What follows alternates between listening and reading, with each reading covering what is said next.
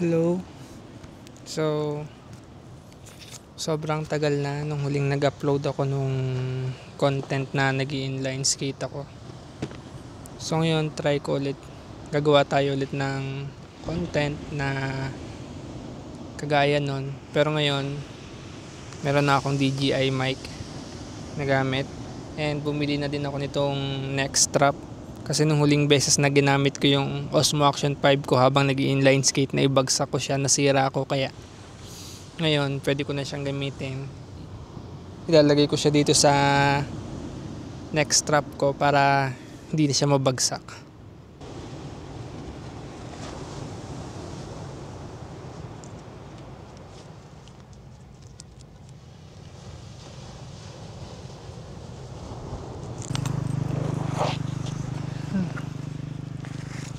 So medyo maigsi lang tong vlog na to.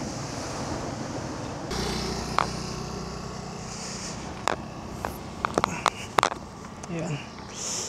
Kung mapapansin nyo, medyo gloomy yung weather.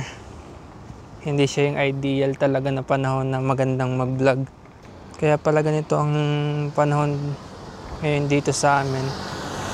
Dahil meron palang tropical cyclone na malapit dito sa bansa namin.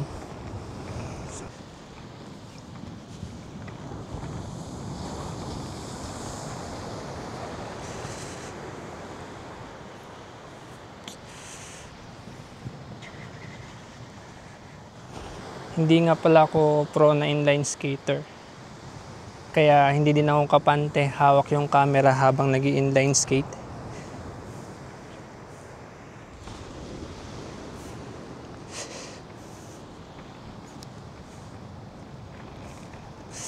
Isa lang din kasi ito sa mga gusto kong gawin nung nawalan ako ng work. Kaya ito, sinubukan ko na lang din.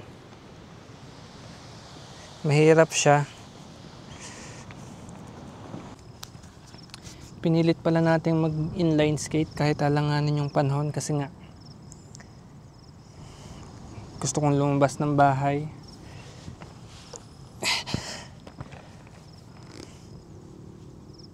Minsan kasi ito na lang din yung way para hindi ako matrap sa sarili kong isipan. Medyo madami kasi akong iniisip lately.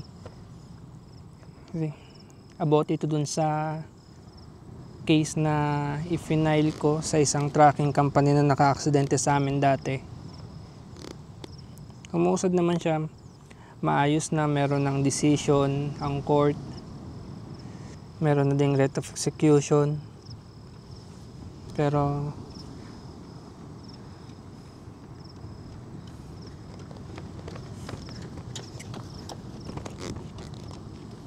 yun, uso din kasi yung jogging ngayon. Medyo madaming dumaan kanina kaya naputol tayo, lumipat tayo ng pwesto. Ano nga yung pinag-uusapan natin? Yung sa writ of execution na ipadala na ng sheriff doon sa defendant.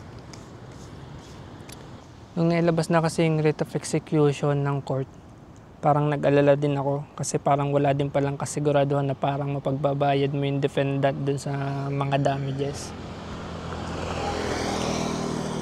Ilang araw ko din siyang inisip, ilang beses. Ilang araw din akong di nakatulog. Ilang araw ko siyang pinoproblema na parang sa akin lang naman. Parang nabaliwala lahat nung pinaglaban ko. Hindi siya naging madali para sa akin. Nakaka-stress siya sobra.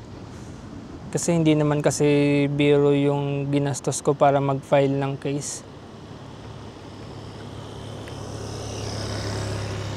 Pero siguro hindi ko ma-disclose sa inyo lahat dito yung nangyari. Pero yun lang naman ang dahilan kung bakit lumabas ako ngayon. Kasi na-stress ako dun sa... Pero ngayon medyo okay na kasi nga naihatid na ng sheriff yung writ of execution sa defendants. Nakausap na nila. Tapos baka next week makipag-usap ako sa kanila para makibalita kung ano yung napag-usapan or ano yung update dun sa pinasang writ of execution. Kaya ngayon, kahapon nila na ano yun eh.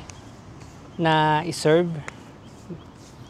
Kaya ngayon, kampante na ako. Kasi isa din yung sa wino-worry ko nung una kasi yung address na nakita namin dun sa ORCR nung may-ari, hindi na nag-i-exist. Nag-research din ako kung ano yung mga possible address na pwedeng puntahan sa kanya. So may nakita akong address, ibinigay ko yun sa sheriff. Buti na nga, yung nakita akong address is dun talaga nakatira currently yung defendant. Kaya ngayong araw, magre-relax lang ako, hindi na ako masyadong mag-iisip, hindi ko na siya masyadong problemahin. Kasi ilang linggo din ang inilaan kong atensyon dun sa problema na yun.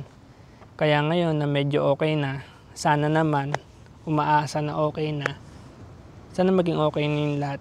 And sana maganda yung ibabalita sa akin ng sheriff next week. So balik to inline skating na ulit tayo.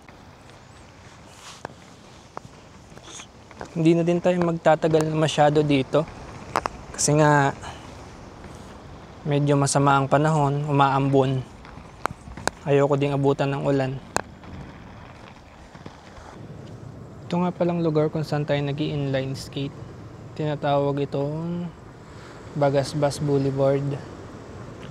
Ngayon kung makikita nyo naman, sinasabi nila na ito yung the longest Cory Aquino Boulevard in the Philippines. Connecting to Paracale, Vinsons, Talisay, Daet, and Mercedes. Mga bayan yan dito sa Camarines Norte. Sobrang haba nito actually. Yun. Nandito tayo sa Vinsons. Nagsimula ako sa bayan ng Talisay. Tapos ngayon nandito na ako sa bayan ng Vinsons. Dati nagja-jogging din ako. Kung makikita nyo dun sa mga previous videos ko, may mga content ako dun na nag-walking ako. Hindi kasi ako nagja-jogging na habang nag-video kasi ang gamit ko pa nun dati yung Osmo Pocket 3, binenta ko din kasi nga parang ang fragile niya, hindi siya para sa akin.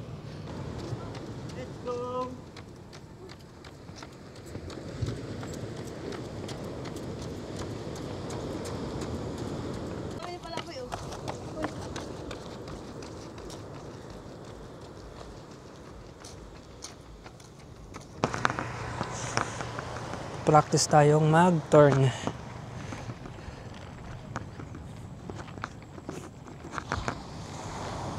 Left turn. Madali yung left turn eh.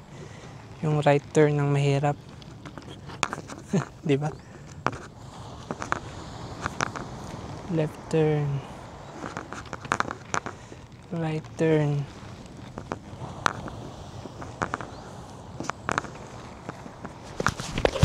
Ah.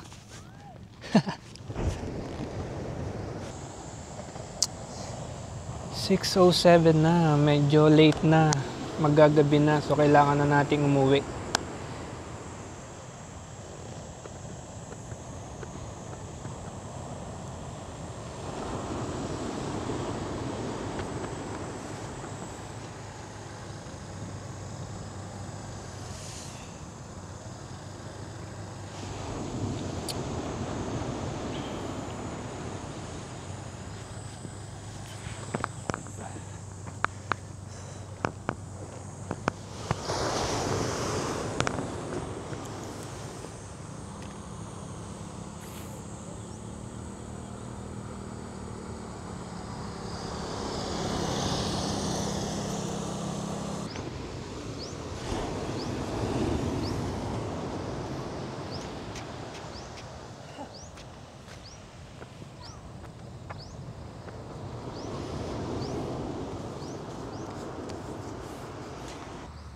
Nag-resume ako mag-upload sa channel ko nung January na meron lang 86 na subscriber, and now meron na akong, tapos ang goal ko noon hanggang February dapat meron na akong 90 subscribers. Ano ng date ngayon? July na.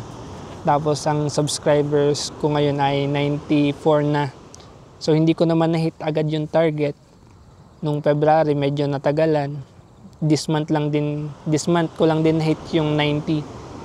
And hindi siya ganun kadali palang makakuha ng subscriber. Pero dito na magtatapos ang video na to. And ayun, thank you sa mga pinanood to hanggang sa matapos. And thank you din kung magkakaroon ako ng mga new subscribers.